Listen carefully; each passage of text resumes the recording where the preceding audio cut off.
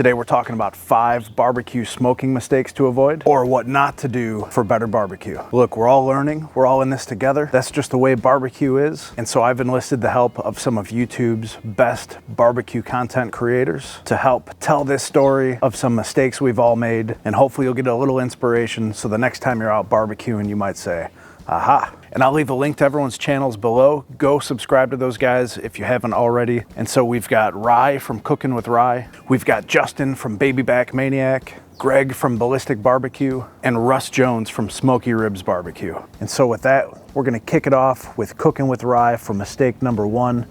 What do you got for us, Rye? One of the biggest mistakes that I made when I was really getting into smoking and grilling is something that might seem a little counterintuitive, and that's I followed rules too much.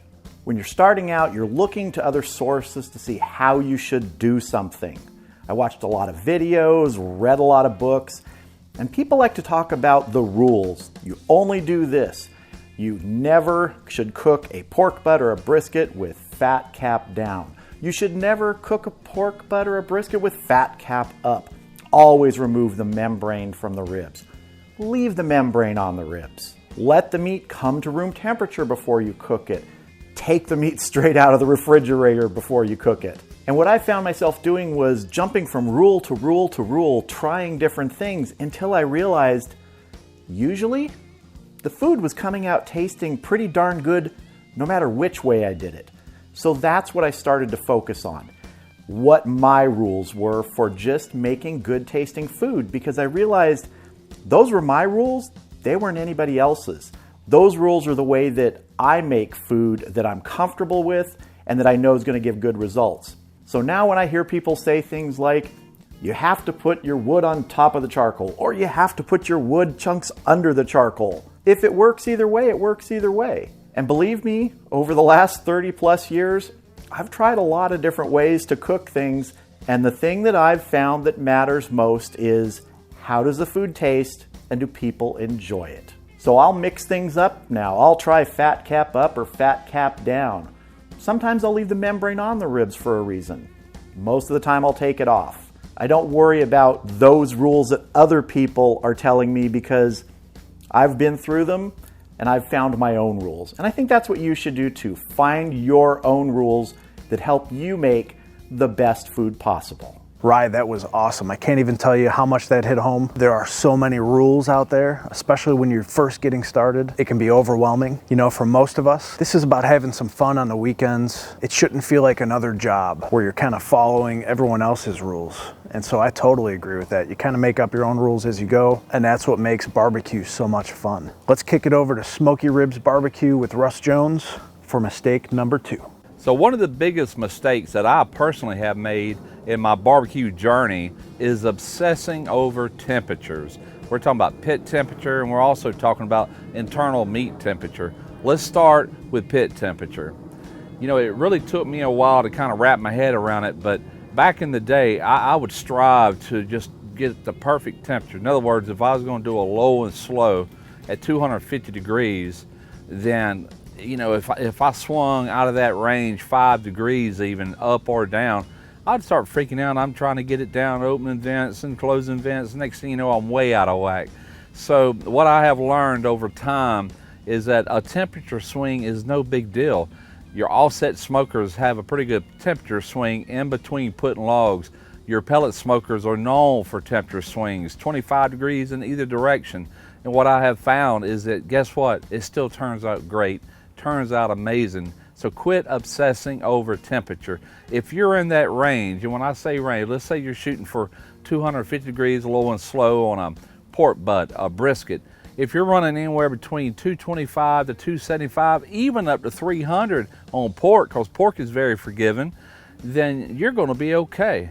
Don't try to dial it in perfectly. There's very few grills that can really dial it in and hold it there outside of maybe a Kamado style ceramic cooker. Anything else, you're going to have temperature swings. Now let's talk about internal temperature. Now, you do have to cook by temperature on certain things to reach that minimum for safety reasons, such as chicken, pork, things of that nature. Pork, the standard nowadays is 145 minimum. okay? And actually that's a perfect temperature to pull it because it's still very juicy on the inside and it's at a safe temperature.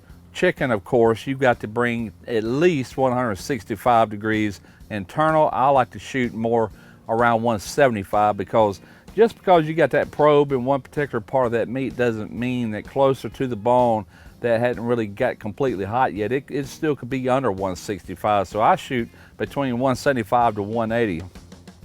But where you really don't have to obsess about temperature too much is when you're doing your pulled pork and your briskets, things that you're going to either shred or a tough cut of meat that you want very, very tender. Temperature in that case is more of a guideline.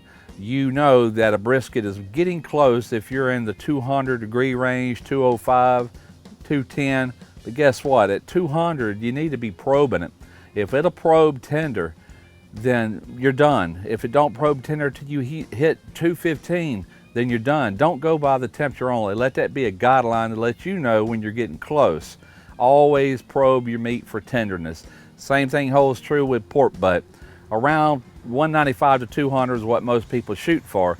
If you go up to 195 and pull it, it's very well possible it's still tough. So don't go by just temperature, probe your meat. I would say this was probably my biggest mistake early on is I wanted to cook by time and temperature. Get away from all that.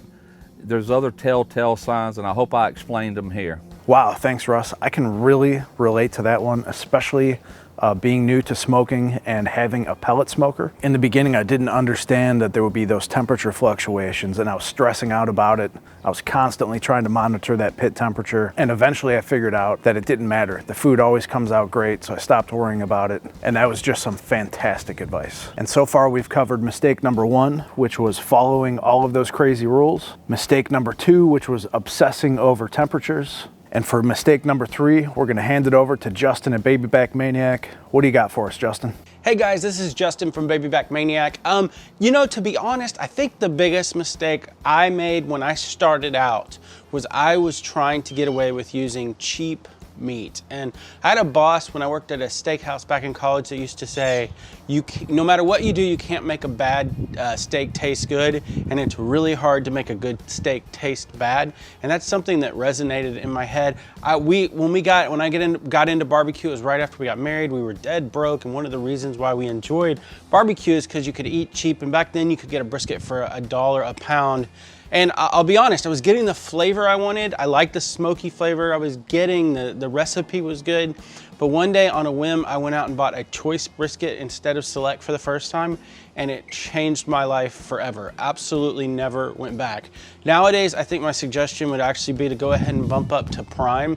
Often prime costs about the same, sometimes less than choice anyways, but it does feel like the gradings have shifted where either there's just more prime and choice cows out there, or they've changed how they grade them. But it seems like choice typically is what select was and prime is what choice was back then. Now that doesn't mean you can't find a good cheap brisket, and if you do, I would say go ahead and get it, because that's actually the thing I use. When I see a good one, I buy it and I just freeze it if I don't need it. But these days at Costco, you know, you can get a prime brisket for again, like I said, less than what a choice or a select costs sometimes. So that would be my number 1 piece of advice. It totally changed my briskets. Then I started getting the flavor and the texture and that mouthfeel, that moist mouthfeel that I was looking for. And like I said, I never went back. So thanks for letting me be in this. I really appreciate it. And I'm looking forward to seeing all the other suggestions. Hey, thank you so much, Justin. That is really good advice, and we have similar tastes. I feel like if I'm gonna spend all day cooking a brisket, I don't mind spending up just a little bit to make sure not only do I get that nice smoky barbecue flavor, but I want that meat to taste beefy, and I want the whole process to be worth it. And so that's definitely a mistake I wanna try to avoid. All right, now we're gonna hand it over to Greg at Ballistic Barbecue for mistake number 4. What do you got for us, Greg? Hey everybody, Greg here from Ballistic Barbecue.